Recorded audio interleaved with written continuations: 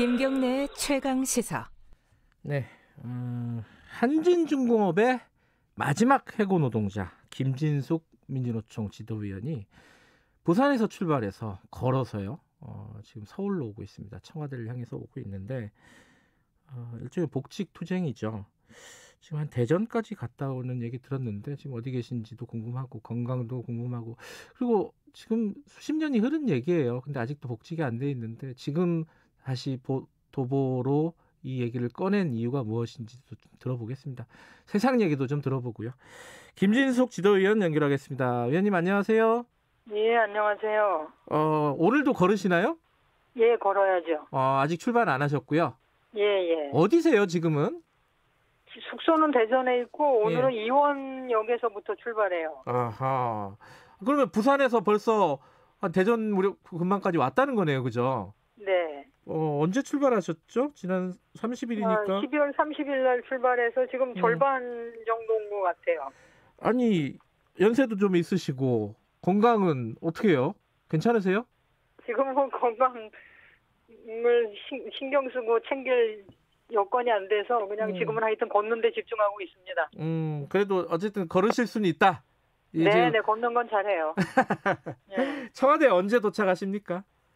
2월 7일 날로 예정하고 있어요. 별다른 차질이 없으면 2월 7일 날 들어갈 거예요. 자, 여기 들으시는 분들이, 청취자분들이 궁금해할 겁니다. 아니, 지금 왜 이 엄동설안에 부산에서 서울까지 왔는지가 간단하게 좀 말씀을 해주시죠. 왜 지금 걷고 있는지. 제 복직 문제가 어쨌든 저는 이제 처음에 시작할 때부터 복직 없이 정년 없다라고 시작을 했고, 네. 작년 연말이 정년이었는데 그걸 넘어가면서 예. 이 투쟁이 제가 복직할 때까지는 안 끝난다는 거를 좀 보여주고 싶은 것도 있었고요. 예. 그 다음에 한진중공업이 다시 이제 매각이 진행 중이거든요. 네. 근데 어쨌든 노동자들한테는 가장 중요한 게 고용인데, 네.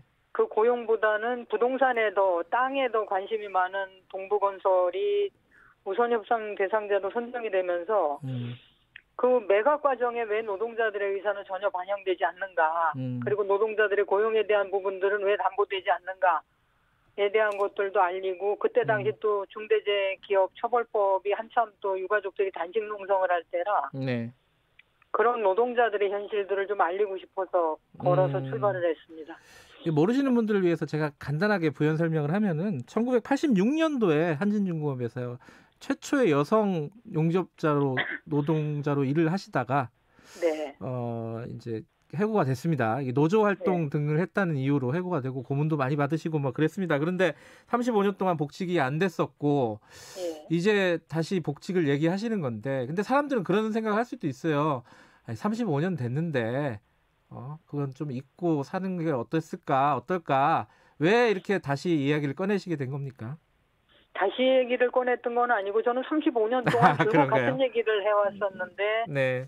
그 얘기들이 안 먹혔던 거죠. 그리고 저는 하여튼 35년 동안 복직을 위해서 저 나름대로는 애를 써왔었는데 네. 그동안에는 전혀 반응이 없었습니다. 네. 근데 하여튼 이번에는 많은 분들이 단식도 하시고 같이 걸어주시기도 하고 기자회견도 많이 해주시고 특히 이제 해고되신 선배님들도 애를 써주시고 그런 부분들이 저한테는 굉장히 지금 큰 힘이 되고 있죠. 그리고 35년 동안 하여튼 한 사람이 포기하지 않았던 꿈이 아직도 이루어지지 않고 있는 거에 대한 부분들도 하여튼 원망이 큽니다.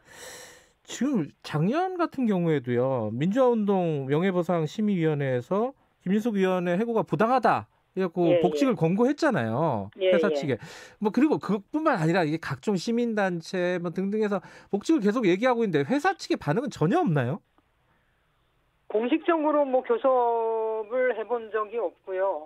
그리고 사측은 이제 계속 언론 플레이를 통해서 김진숙이 돈을 요구하고 있다는 식으로 명예를 훼손하고 그리고 이제 사측에서 지금까지 나온 얘기는 임원들이 모금을 해가지고 8천만 원을 주겠다. 이런 얘기도 하고 그건 해고에 대한 책임이 아니라 적선이죠, 적선. 이거 먹고 떨어져라. 그리고 재입사해서 명퇴를 해라. 네. 그건 복직에 대한 책임을, 해고에 대한 책임을 전혀 안 지겠다는 얘기라, 그건 제가 받아들일 수가 없었고요. 네. 그 사측에서는 모르겠습니다. 왜 이렇게 완강하게 뭐 수백 명도 아니고 한 사람 남은 복직에 대해서 이렇게 사회적으로 문제가 될 때까지 문제를 키워가고 있는지를 이해할 수가 없어요. 저도 정말 뭐 짐작하건대는 네. 사측이 이제 수많은 공을 들여서 기업노조, 어용노조를 만들어놨는데 다시 민주노조로 힘이 쏠릴까에 대한 두려움들이 아닐까라고 생각을 하죠. 그런데 이제 아까 35년 동안 포기할 수 없는 꿈이라고 말씀하셨잖아요. 네. 근데 이제 더 이상 이 김진숙 위원의 복직 문제가 개인의 문제가 아닌 게 돼버렸어요. 그렇죠, 그래. 어떤 의미가 있다고 보십니까? 본인의 복직 문제가 사회적으로는?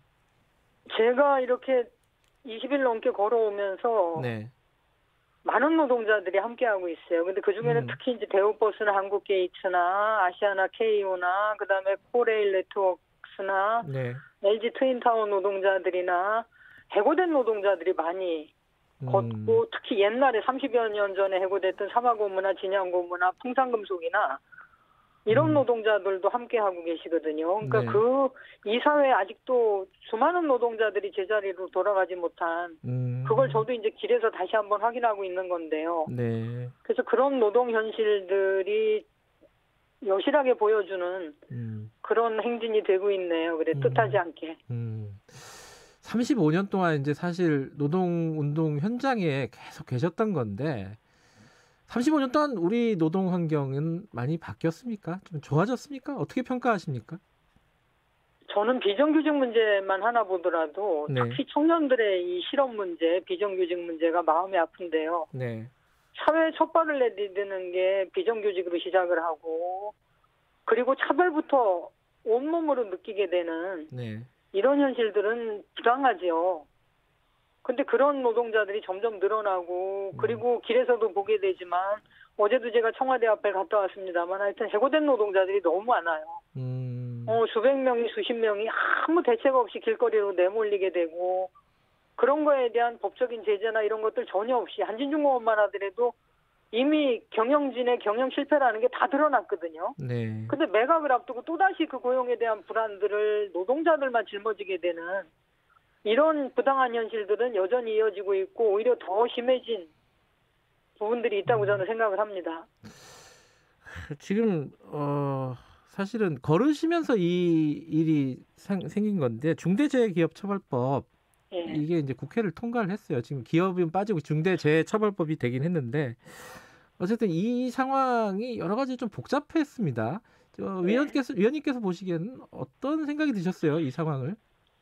법이 유가족들에 의해서 제정됐다라는 건 의미도 있지만 네. 이 사회의 정치가 그만큼 취약하다는 걸 전 드러냈다고 생각을 하거든요. 그러니까 이런 법이 정작 필요하다면 국회의원들이 먼저 나서서 법을 제정을 하고 그런 현실들을 없애기 위해서 네. 장치들을 마련해야 되는데 유가족들이 몇 년 전부터 요구를 하고 끝내 단식까지 해서야 그 정도로 통과가 됐는데 저는 어쨌든지 간에 유가족들의 농성이 아니었으면 이 정도도 통과되기 힘들었다고 생각을 하고요. 네. 그리고 여러 가지로 뭐 부족한 부분들은 많습니다. 근데 노동자들을 위한 법이 우리나라에는 계속 그래왔어요. 그러니까 노동자들을 위한 법이라고 만들어진 것들이 결국은 기업의 편을 들어주는 비정규직 보호법만 하더라도 결국은 비정규직들을 보호하는 법이 아니었지 않습니까? 그게 몇 년이 지나면서 이제 다 드러나게 되는 건데요. 최저임금법도 마찬가지고. 네. 그래서 이 법 역시도 끊임없이 개정 투쟁을 해야 되지 않을까 생각을 합니다. 정치가 굉장히 취약하다는 말씀하셨는데 이 유가족들이 막 단식하고 이래야지 이게 뭔가 일이 진행이 되잖아요. 항상 모든 그렇죠. 일들이. 네. 이거 어떻게 하면 바꿀 수 있을까요? 그래 하여튼 저는 그래요. 그러니까 이게 노동자들 보고 왜 그렇게 과격하게 투쟁을 하냐. 대화로 하지. 왜 그렇게 몸을 써서 투쟁을 하냐고 얘기하는데 노동자들은 정작 대화할 상대가 없습니다. 사측은 교섭에도 안 나오죠. 교섭에 나와서도 졸거나 똑같은 얘기를 뭐 교섭이 30차까지 진행될 때도 하거나 그러니까 이런 현실에서 어디다 호소할 데가 없는 거예요. 자신들은 너무나 억울하고 너무나 부당한 일들을 겪고 있는데 네. 그만큼 우리 정치가 약자들을 위해서 노동자들을 위해서 돌아가지 않았다는 거거든요. 그러니까 네. 그동안에 쭉 이제 뭐 기업주 편을 들어주거나 있는 자들의 편에 의해서 그러니까 국회의원들 자체가 그렇게 선출이 되니까 그런 현실들이 이어져 왔다고 생각을 하는데 저는 네. 어쨌든 소수자들의 목소리를 대변할 수 있는 정당들이 네. 자기 목소리를 내고 힘을 발휘할 수 있는, 그래야 약자들의 목소리가 들린다고 생각을 합니다. 알겠습니다. 건강 조심하시고요. 네. 35년 동안 갖고 계신 꿈이 어떻게 이루어지는지 저희들이 한번 계속 보겠습니다. 오늘 네, 감사합니다. 고맙습니다. 말씀. 네, 고맙습니다. 예, 고맙습니다. 한진중공업 마지막 해고 노동자, 복직을 위해서 희망 뚜벅이 도보 행진을 하고 있는 김진숙 민주노총 지도위원이었습니다. 1월 22일이네요. 오늘 여기까지 하고요. 다음 주 월요일 아침 7시 20분에 다시 돌아오겠습니다.